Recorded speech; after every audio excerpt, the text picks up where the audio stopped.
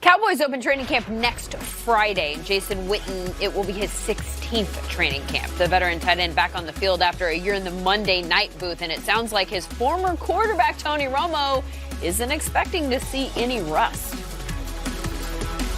If you know the game the way he does, there's certain positions, he plays one of them, where at the tight end, he's always going to have the nuance to get open. I think that he's got to pick up, right? When he retired, I think you'll see the same guy. So Romo and Witten are very good friends. So we're going to go to someone who does not have a horse in this particular race. MJD, are you two expecting him to pick up where he left off? Most definitely. Jason Witten wasn't a burner down the field. He doesn't run routes over 12 yards. He's going to be that intermediate guy, that teddy bear that we used to call him for Dak Prescott, the guy that he knows will be open. Now, some guys say he outslows guys to get open, right? Because you don't know if he's going to break out. He's running so slow, but then he breaks out and he gets open. But he does a great job of positioning, and he'll be a leader in that locker room for this young team. I think, again, Jason Witten knows how to get open. He can use his hands. He knows how to be physical. And you just need someone to do that. Last year, they lacked that. A guy that can go across the middle, catch the ball, and on 3rd and 4, 3rd and 6, get a first down for you.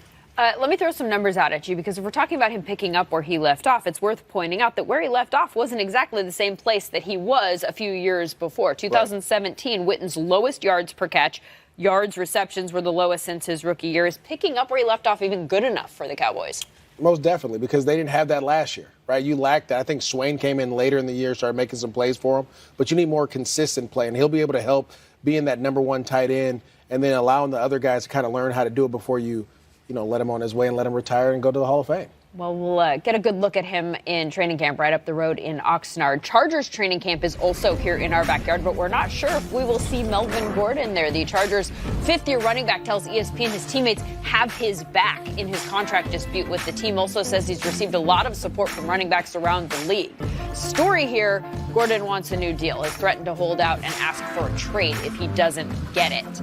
A couple of Lions also want new deals and will be sending their agent to talk to the team this week about that. It is Darius Slay and Damon Harrison. Both stayed away from offseason workouts. Both are represented by Drew Rosenhaus, and both are facing $40,000 a day fines in training camp. Some good news out of Miami, where Dolphins defensive tackle Kendrick Norton was released from the hospital today, 2 weeks after he was brought in following a serious car accident on July 4th that resulted in the amputation of his left arm. Stopped on the way out to thank the Dolphins family for all the love and support. Coming this fall on NFL Network, college games from the conference that brought you these draft picks this year. Conference USA games set to air on Saturdays at 3:30 Eastern, including 2 games that will feature the team of former Raiders coach Lane Kiffin.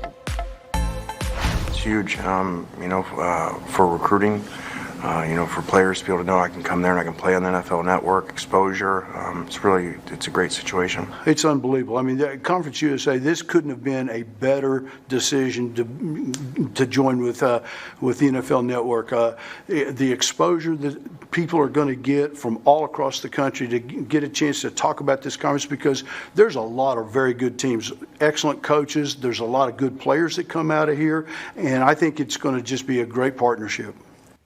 Coach Davis's FIU on the NFL Network schedule in October. Before we get to that, there are 4 games coming up in September. 10 games total. Again, game time for all of these scheduled at the moment for 3:30 Eastern. Still to come, Kansas City Chiefs, Los Angeles Chargers, Denver Broncos, back from the dead, Oakland Raiders. There's your order of finish in the AFC West last season. Feels good. But don't forget, LA matched KC in the win column and beat KC in Week 15. It's good! It's good! Coming up, can the Bolts hold out hope for a division title if Melvin Gordon holds out?